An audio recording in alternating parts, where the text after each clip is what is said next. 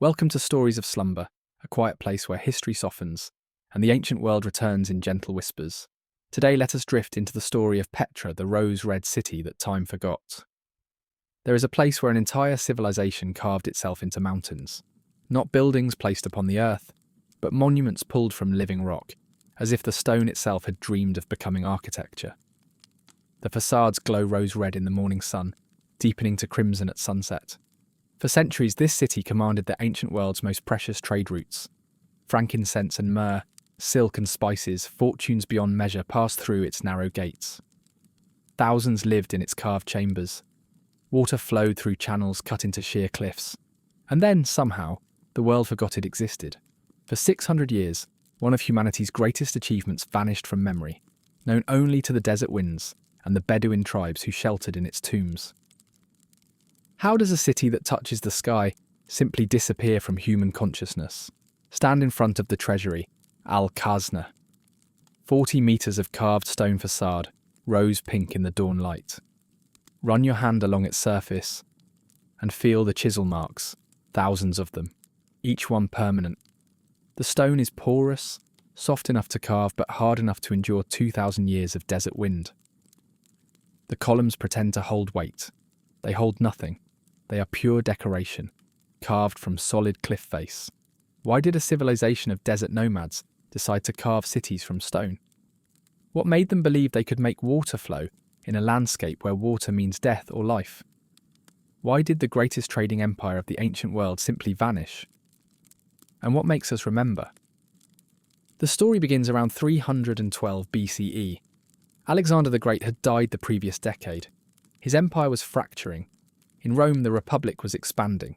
And in the deserts of Arabia, a people called the Nabataeans were watching carefully. They were nomads, Arab traders who moved across the brutal Arabian Peninsula, following routes older than memory. They possessed nothing they couldn't carry. This was deliberate philosophy, not poverty. They believed that those who own things can be forced to serve those who want those things.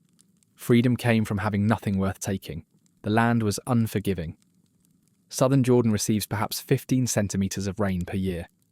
Summer temperatures climb past 40 degrees Celsius. Water sources sit hundreds of kilometres apart.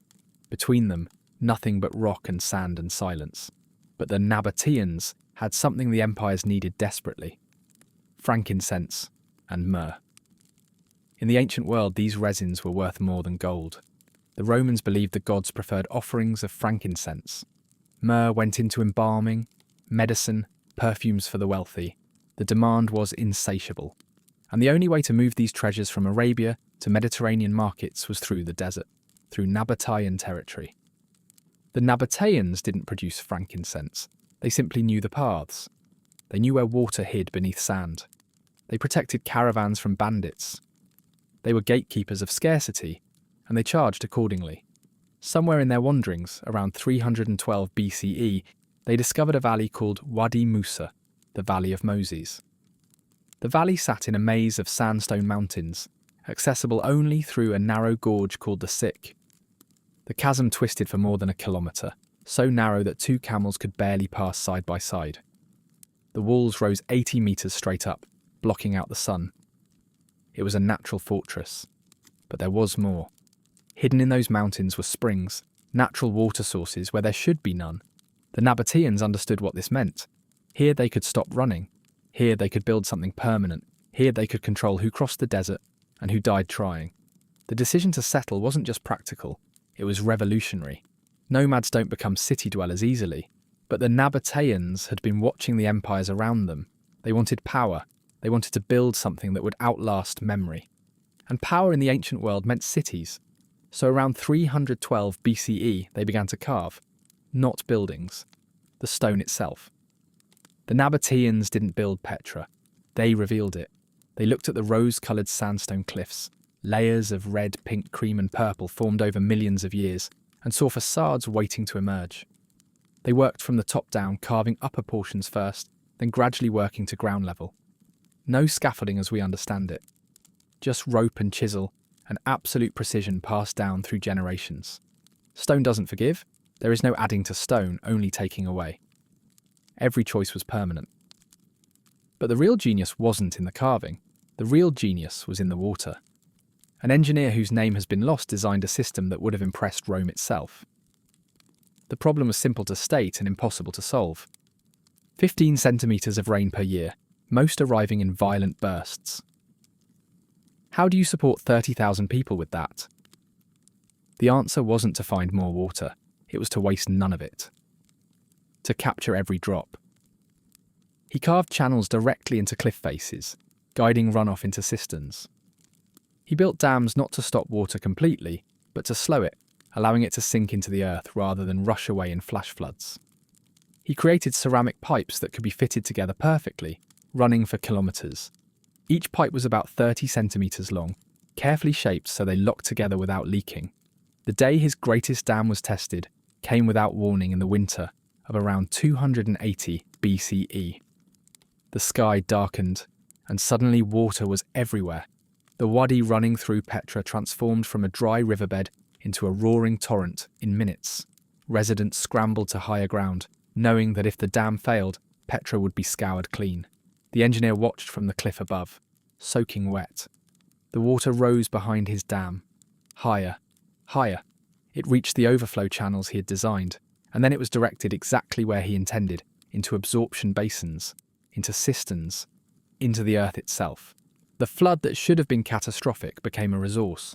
Enough water stored to last through 6 months of dry season. He didn't celebrate. The system had worked because it was correct, because he had observed correctly. The desert was not their enemy, it was their teacher. This is what made Petra possible. Not the monuments, not the location. The water. The understanding that scarcity can be conquered through attention, through working with nature rather than against it. By the 1st century BCE, Petra's population had grown to perhaps 25,000 people. That number seems impossible in the desert heat. But the water system made it work. Trade made them wealthy, but water made them possible. As their mastery grew, so did their ambition. The trade routes that had once passed through Nabataean territory now centred on Petra itself. Caravans coming from southern Arabia had to stop here. The Nabataeans charged fees. They provided protection. They became indispensable. By 85 BCE, when King Aretas III took the throne, Petra had transformed into a cosmopolitan marvel.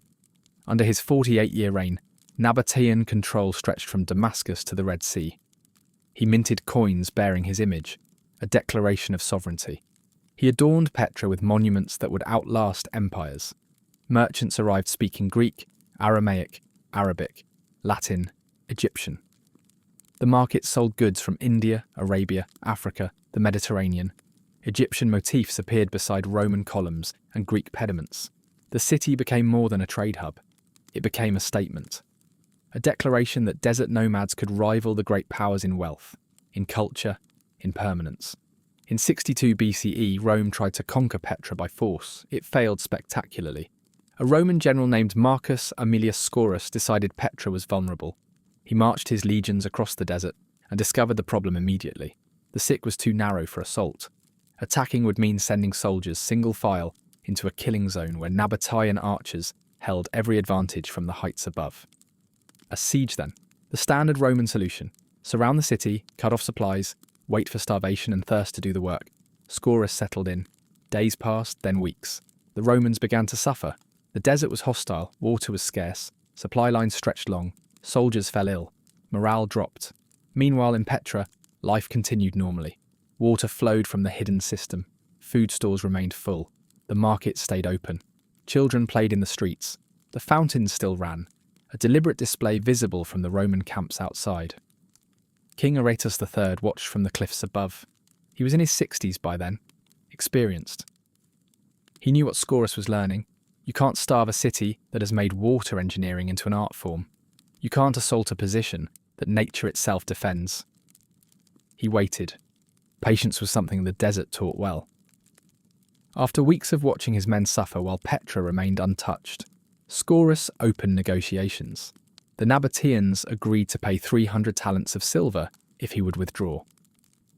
Scaurus accepted immediately.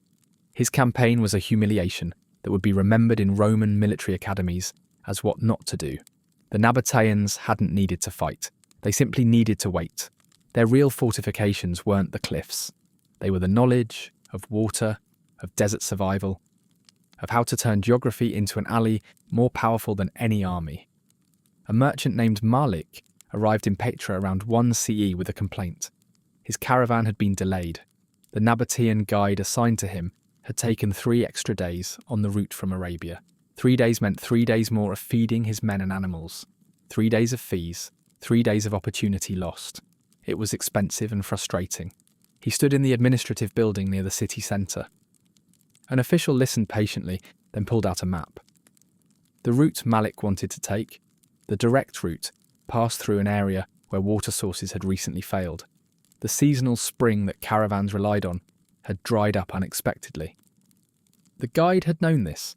Reports came in regularly from scouts who monitored every water source across Nabataean territory. Taking the direct route would have meant 2 days without water for 50 men and 100 camels. Some would have died, possibly many. The 3-day detour had saved his caravan. Malik stood silent, understanding dawning. The extra days he resented were the reason he was alive to complain. The Nabataeans didn't just control trade routes. They managed them. They knew every spring, every well, every seasonal change. They updated their knowledge constantly. He paid his fees without further complaint. Later in the market, he bought Nabataean pottery. Not because he needed pottery, because he understood now what he was paying for. Not just passage, not just protection, but 500 years of accumulated knowledge about how to survive in a landscape that killed the ignorant. This was Petra's real genius, not monuments, not carvings, but a civilization-wide system of observation and information management that kept thousands of people alive in a place where they shouldn't be able to live at all. In 106 CE, King Rabel II woke in his palace in Petra. He was old. He had ruled for 36 years. He had maintained Nabataean independence through careful diplomacy. But he knew what was coming. For decades, Rome had been tightening its grip on the region. Rabel II had struck a deal with previous emperors. As long as he lived, Petra would remain independent. But after his death, Rome could annex without resistance. It was the best deal he could get. It kept Petra free during his lifetime. It avoided a war his people couldn't win, but it meant he would be the last Nabataean king, the last ruler of an independent Petra. Everything his ancestors had built would become Roman property. He ate breakfast that morning as he always did. He met with advisors. He watched the fountains flow in the palace courtyard. Life continued, but he carried the knowledge that he was the last.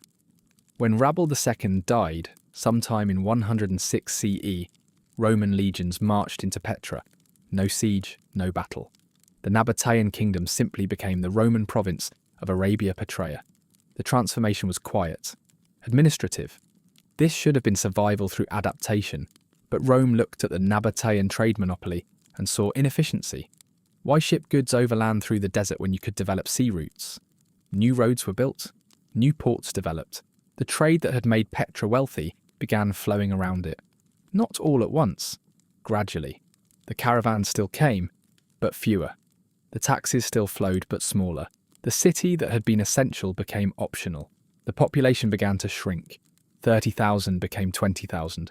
20,000 became 15,000. And the knowledge, the careful observation, the systematic management began to fade as well. Because Petra worked because it was necessary. Once Rome built ways around that necessity, once Petra became optional, everything that made it possible began to crumble. Not the stone. The stone would last. But the attention, the resources, the reason to maintain elaborate water systems in the middle of the desert. This was the first shadow. The moment when Petra's future changed from eternal to temporary. Nobody noticed. Life continued for another 2 centuries. But the end had begun, quiet and inevitable. Then the earth moved. On May 19, 363 CE, the ground shook.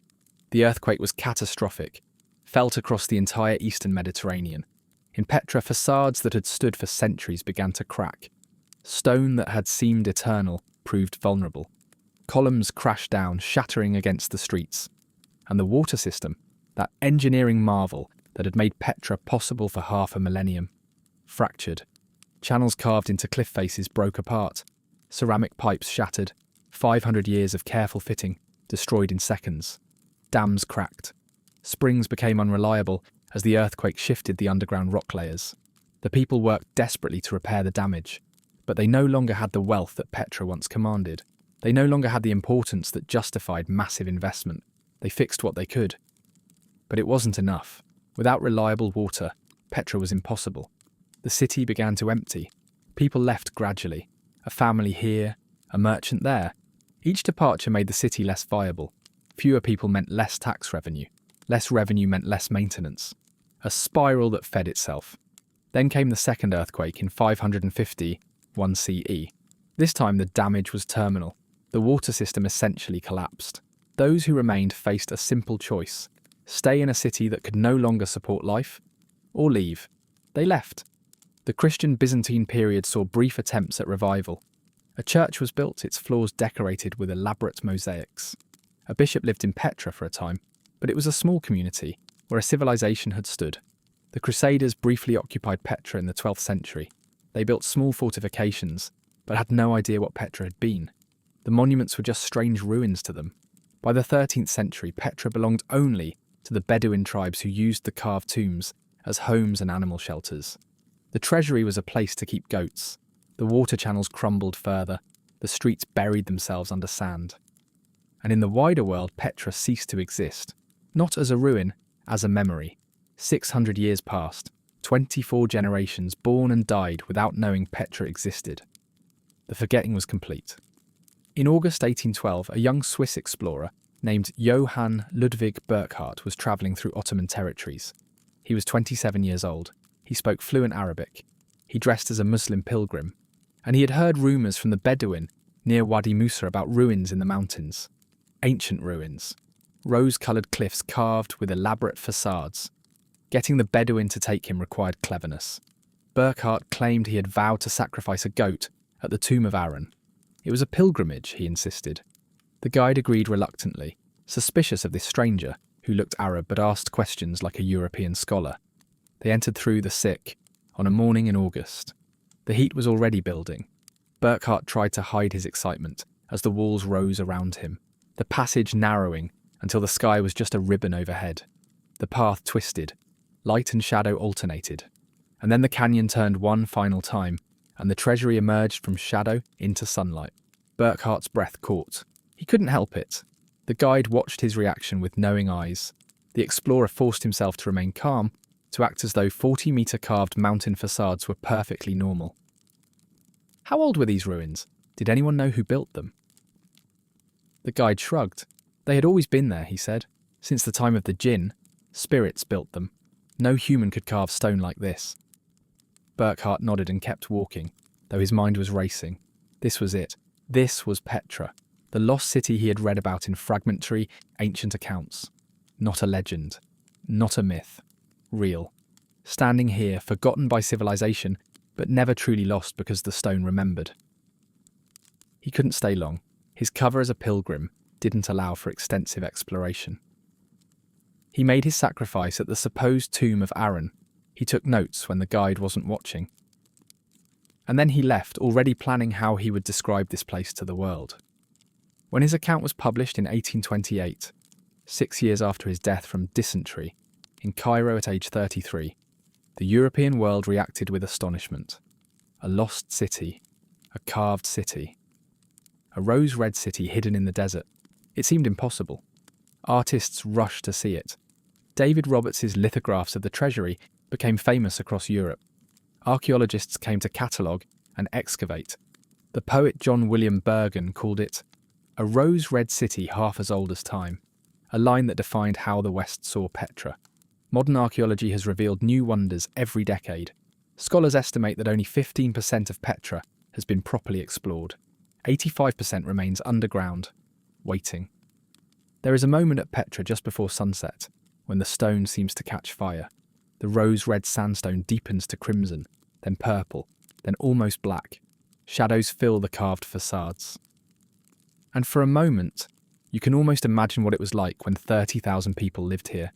The noise, the commerce, the certainty that this would last forever because stone lasts forever. But stone is patient. It doesn't care about human certainty.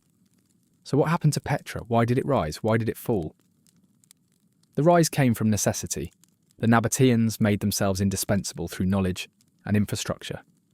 Everyone who wanted to cross the desert needed them, not for their military might, for their knowledge of water, of routes, of survival. The fall came from the same source. When trade routes shifted, when Rome built roads and ports that bypassed the desert, Petra's necessity vanished. The city that existed because of geography became vulnerable to changes in geography's importance. The earthquakes finished what economic change began. Without wealth, they couldn't maintain the water systems. Without water, the city became impossible. The lesson is about necessity and memory. Petra endured because it was necessary.